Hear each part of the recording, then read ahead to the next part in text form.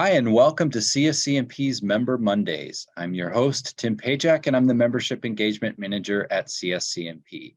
Today, we're very delighted to have Brandee Fernandez, Senior Sourcing Sustainability Manager at Baker Hughes, an energy technology company. Brandee's been at Baker Hughes for about 12 years and has worked in a variety of purchasing, procurement, sourcing, and sustainability roles. Brandee's a newer CSCMP member, having joined in order to attend last year's EDGE conference in Nashville. Brandee, welcome and thank you for your CSCMP membership. Thank you. Brandee, why don't we start with your sharing a little bit about your current role at Baker Hughes? Maybe tell us a little bit about that as well as what Baker Hughes does. Sure. So Baker Hughes, as you said, is in the energy business. We do have several different product companies that we work in, from oil field services to our technology group that's based in Italy. For my role specifically, like you mentioned, I'm Senior Sourcing Sustainability Manager.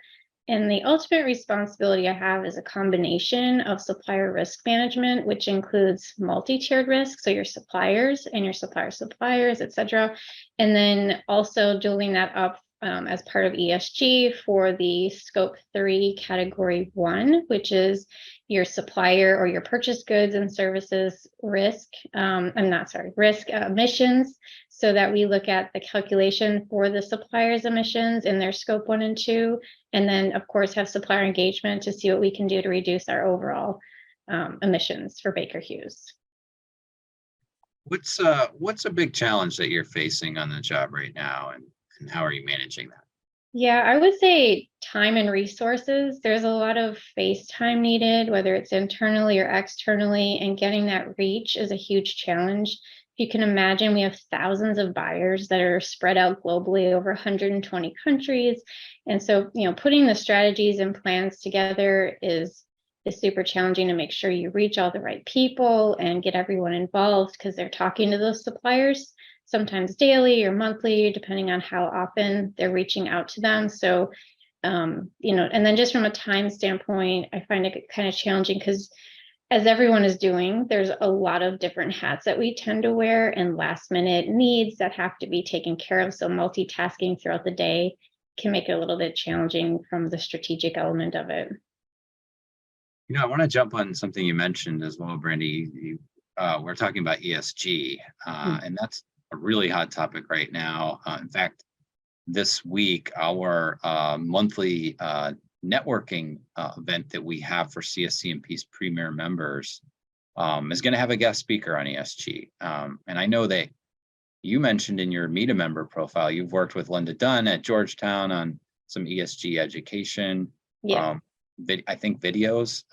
What's something you'd like to share with other members on this topic that they should be aware? I think just, from the ESG standpoint, the one I'm mostly involved in is the E, so the climate. We work with a company called Carbon Disclosure Project.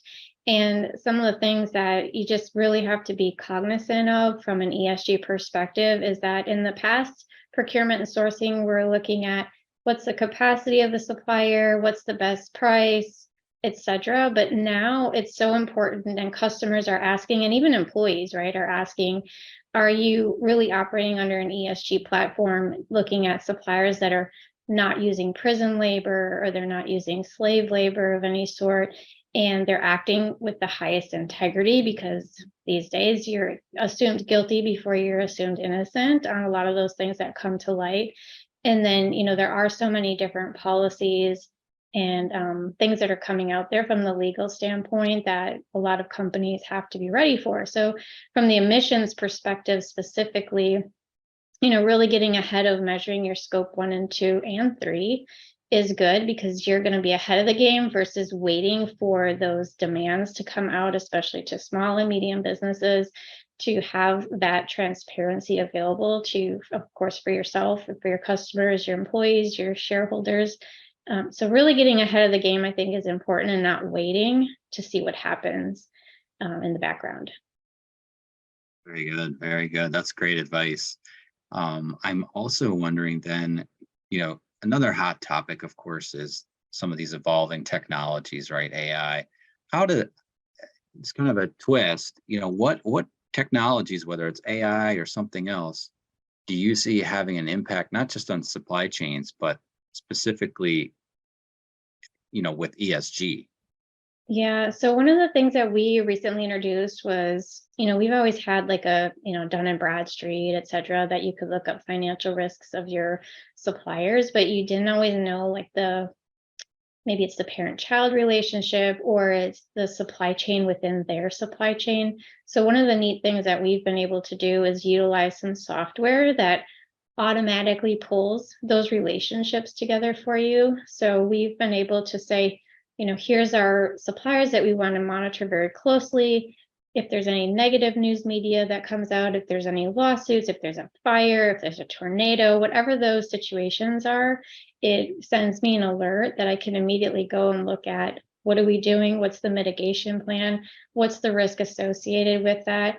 Do we have an alternate supplier that we need to start engaging with because of that risk that's out there? So I think there's a lot of software programs out there, especially on the risk management and ESG platforms in general. There's so many, it makes you dizzy to try to figure out which ones to really put in place based on the different price tags that are out there. And I think from the AI perspective, we have a lot going on in the background as well, where we're trying to integrate a lot of the ERP systems that it's like coming to you on a mobile device versus, oh, let me go look that up real quick, supplier. And then you're, trying to log into your computer and look up some things. But we've been working with some AI mobile type of software that will kind of like have it at your fingertips of what was the last price I paid for that, who's an alternate supplier, what's their risk, was there any negative news media, all those things kind of coming together that you can, have things at your fingertips versus taking the time to go research and then come back and then it's maybe too late. That's kind of cool, right? You're just kind of going about your daily, business, and it pops right up for you. Yeah. Yeah, it's a good thing, bad thing, right? Because you're maybe focused on something and then here comes the distraction and Yeah. I have to. And then the other piece of it is you now know you have that alert, you can't ignore it, you need to do something about it. So it's really important, right, that you make that time available, that if you did get that alert, that you make the opportunity and find the right resources to then address what do I do with that information. Isn't that supply chain, right? Disruptions all the time. Yeah, It's exactly. the nature of the Constantly. game, right?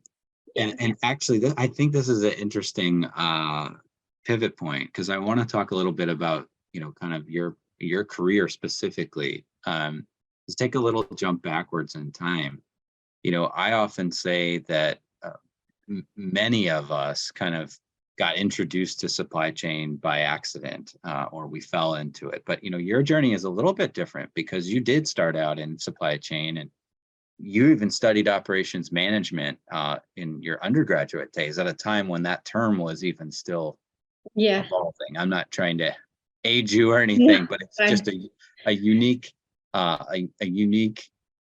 for sure story that I think you have to share with us a little bit about how you first got involved in supply chain.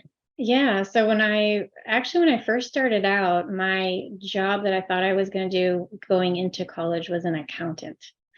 And when I first got into college, and they do make those challenging courses right at the start because they want to kind of weed the students out, like, is this really what you want to do, right? So I went into the initial accountant phase and then went, this is not what I want to do. Like, I don't even have the personality for this. It's just not meant for me. And I have this amazing professor. I was in his class, and it was, I want to say it was like a data type of class for, designing for manufacturing or something like that. And I had told him, like, I don't even know what I want to do. And I remember his name was Manu Madan, and he was from India. And he said, we should sit down and just like talk through your skills. What are you interested in? What kinds of things excite you? Because I'm a huge math person. I love to solve problems, things like that. And so he ended up introducing me into the introductory course that was in production and operations management, which I found funny because people thought I was in theater production when I said that. Production, right? Yeah. I was like, so now I don't even refer to it as that as my degree because I'm like, it's supply chain. But he introduced me to classes that closely match like your CPIM certification. And when I first did those classes, like all the MRP and the resource planning, all of that was so exciting for me that was like, that's what I want to do. It's exactly what I want to do. I love manufacturing. I have a little bit of an engineering brain to me. So I like to like build things. I like to understand how things go together. How do you make them better? Look at processes, procedures, and things like that. So it just jumped out at me at that point. And then my first job was in planning and scheduling of engines for outboards in Wisconsin. And so even getting into that was like so exciting. You're out on a shop floor, you see how things are made, you see pieces coming in, but then you see an engine leaving the door. And I always thought that was just phenomenal to see the entire process from all the raw materials that came together to the point that I'm out on a lake and I see the product that I'm part of, right? So it was really cool. That is really cool. And I love this concept of supply chain as theater, right? We're producing this, right? It is a Really theater cool. production, right? There's Yeah, some drama sometimes. absolutely. Absolutely. I want to ask you too, because you just joined CSCMP as a member last year. Okay.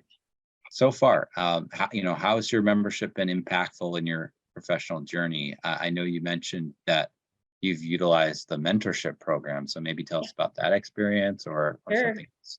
Yeah, so I went into it last year. My husband's a professor, and he had mentioned that that's an opportunity that was open. So I thought, yeah, let's check it out. And I mean, within just a few months, I had another member reach out to me asking if I wanted to be a panelist, which I was super impressed with. Upon, kind of just reaching out to people during the lunch, which was Linda. We've had a long-term now relationship that she utilized some of my experience to do a video for her class. And I did the mentorship with 2 people.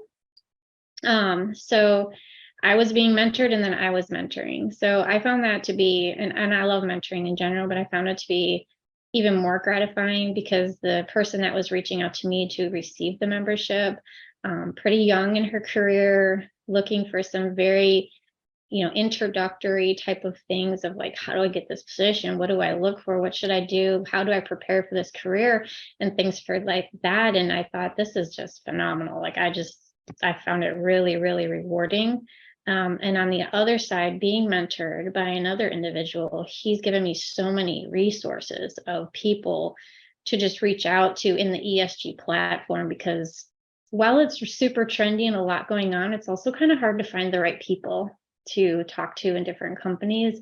A lot of people are like supply chain and operations. They're not necessarily looking at scope 3 category 1. And so it can be a little challenging and daunting to find those people. So I found it really rewarding. Between, the mentorship, going to the conference was phenomenal. I got so much out of it and so many contacts, which is really, really good. I'm so glad to hear that. That's really a good testament to some of the things that CSCMP is offering our members. I know we're running a little short on time, but I wanted to make sure before we go to ask you, what's something I didn't ask you that you'd like other CSCMP members to know about, if they want to reach out and connect with you? What's something you'd like them to know? I guess maybe what was my childhood dream job. I think it's actually pretty funny because I grew up in Wisconsin, coldest place on earth, and well, not on earth, but it felt like the coldest place on earth. And I always wanted to be a marine biologist, but clearly there was like no ocean close to me. There's no Gulf next to me. Not something my parents were going to support. So that really was a dream job. And I do continue to get excited when I'm around, different sea animals and things like that. And then I thought, oh, maybe I'll be a lawyer, a school teacher, never supply chain, right? Because who even understands supply chain? Can you even explain it to your kids?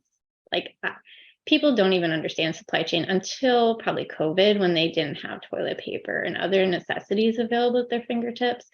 And so when I look at all those positions other than the marine biologist, I realize that a lot of them are focused around, how do I help people? How do I get involved and really be able to be around a lot of people and network and, project management? All those things kind of come together when you look at those things from a lawyer perspective or a school teacher and supply chain. To me, the job is great, but it's the people that keep you motivated and the networking that's out there to help people grow in their careers. Absolutely. Absolutely. We hope we'll see you at Edge this year because we're going to be in Orlando. Yeah. And, you've got SeaWorld Right? is down Right there, around the right? corner. So that's all the time we do have today. Brandee, thank you so much for your Thank you. membership with CSCMP. Certainly appreciate you joining us for this edition of Member Mondays. Thank you.